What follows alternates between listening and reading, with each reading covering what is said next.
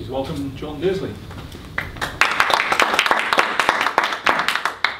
A moral story. A moral story, Jon Dazely. Good evening, Toastmasters, guests and judges. Tonight I'm going to tell you a story. It's a true story with a moral. Well, at least I think it has a moral. I'm just not too sure what it is.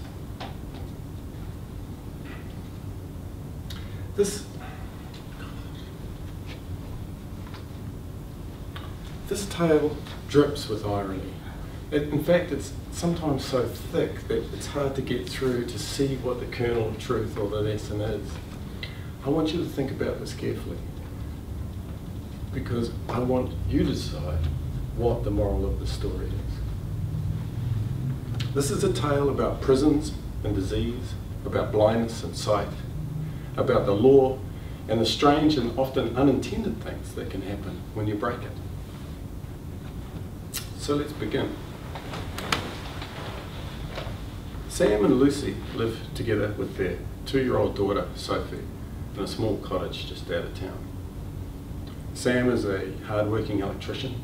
Lucy is a stay-at-home mum. They don't have a lot of money, but they live pretty well. Lucy's a good cook. She keeps a good veggie garden. They have chickens. They also had a pig, which was meant for the freezer, but they grew too attached to it, so it's now a pet. Sam has an old motorbike in the shed, and he'd rather work on it than go riding. And he's always someone who will give you a hand if you need a sparking. Lucy talks a mile a minute. She does not shut up. She can tend to Sophie, cook dinner, and not break sentence. So where's the crime? This sounds like domestic bliss. Well, there's one thing that I've managed to miss. Sam and Lucy are both regular smokers, and not tobacco. Marijuana, cannabis, pot, ganja, or my favourite, electric poo-ha. Whatever you call it, this was an integral part of their lives. And it wasn't a big deal. It was kind of like it is for a lot of Kiwis. It was just like having a cup of tea. Sort of, could you roll a joint there and pass me the ginger nuts?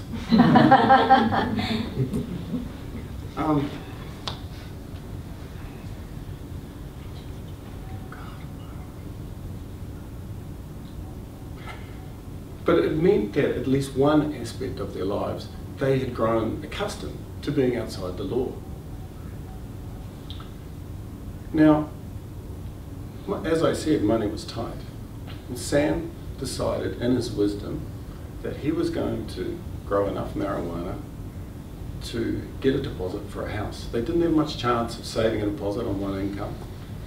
And to Sam, it was a victimless crime. He's just supplying a need that's out there. And so he didn't tell Lucy though, because he wanted to keep her in the clear. And he knew she would completely hit the roof. So him and a mate rented a small warehouse, and they proceeded to fill it with lights and whatever other gear they needed.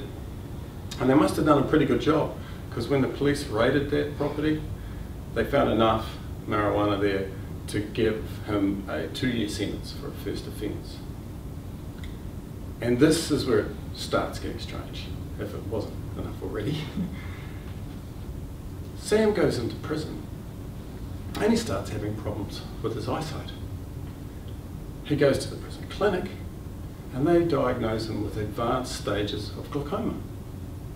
Now, the reason he didn't realise it before is marijuana is actually a very effective treatment for the symptoms of glaucoma.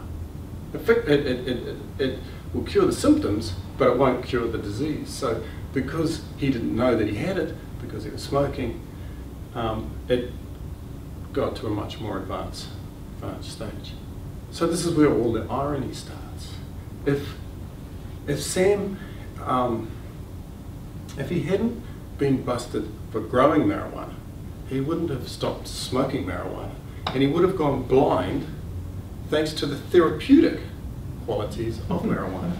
So try to get your head around that one.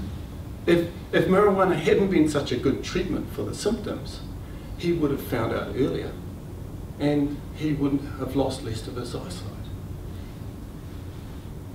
By breaking the law and getting caught, he lost his freedom but saved the remains of his sight.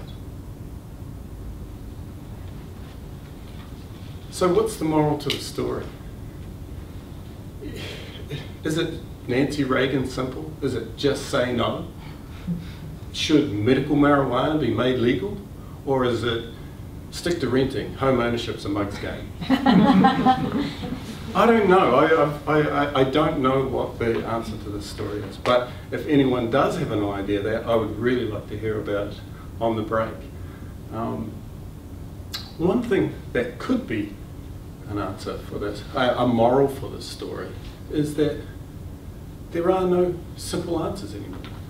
Maybe all the problems that had simple answers, well, there's no problems that can be solved with simple answers. All the problems that were solved with simple answers were solved long ago, quite simply. So next time when we think about a problem like this and we say, just lock them up or just legalise it, remember that it's people like Sam, Lucy, and especially Sophie who often end up paying the price. There is a moral to this story, but don't expect it to be simple.